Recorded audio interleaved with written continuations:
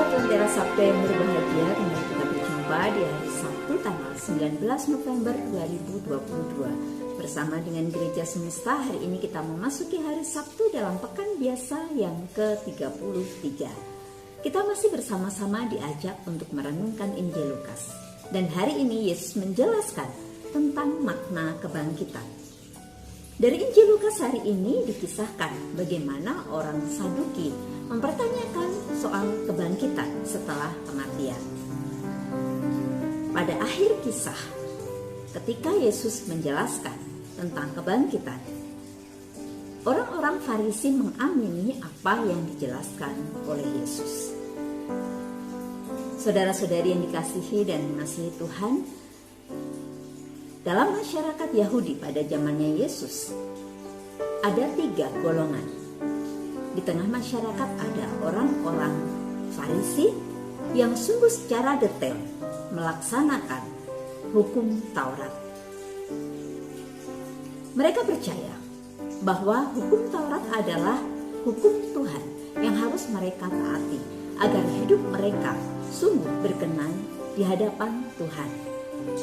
Yang kedua adalah orang-orang dari golongan Eseni, di mana mereka memilih untuk mundur dari keramaian dunia dan mereka mendekatkan diri kepada Tuhan dengan berdoa dan juga meditasi.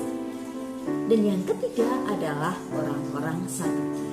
Orang-orang Saduki adalah orang-orang yang lebih pada menghindari atau tidak percaya kepada Tuhan. Dia menyangkal atau tidak melaksanakan hukum Taurat.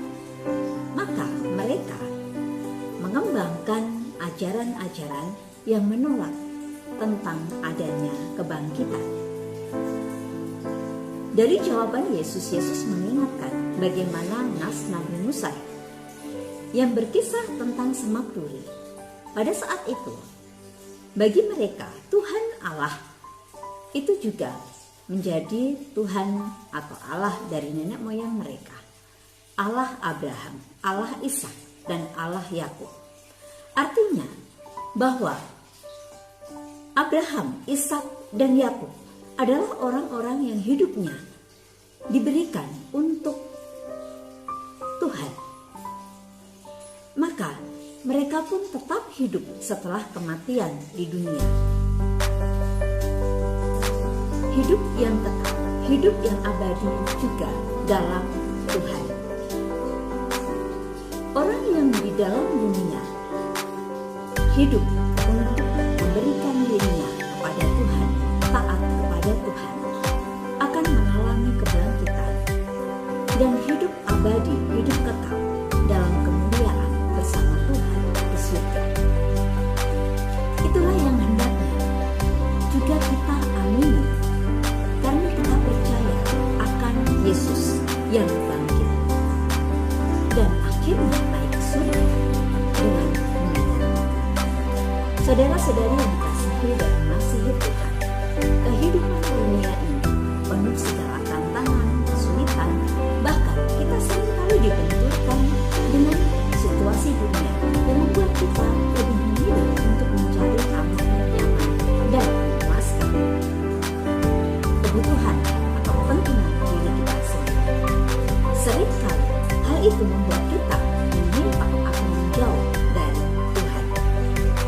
Kita diingatkan bahwa ketika kita hidup dengan taat kepada Tuhan, menuruti apa yang Allah kehendaki dalam hidup kita, maka kita pun akan mengikuti kehidupan yang Yesus alami, bangkit dari kematian, dan akhirnya kita mengalami kebahagiaan abadi di surga. Kita percaya hal itu, maka marilah kita mengupayakan hidup baik di tengah dunia saat ini. Hidup ini merupakan sebuah peziarahan yang akan mengantar kita untuk kembali mengingat akan Tuhan, untuk kembali bertumbuh akan iman pada Tuhan. Dan kiranya itulah yang akan mengantar kita kepada kebahagiaan sejati. Apapun tantangan yang harus kita hadapi di tengah dunia ini, marilah kita tetap teguh berpegang pada iman kita.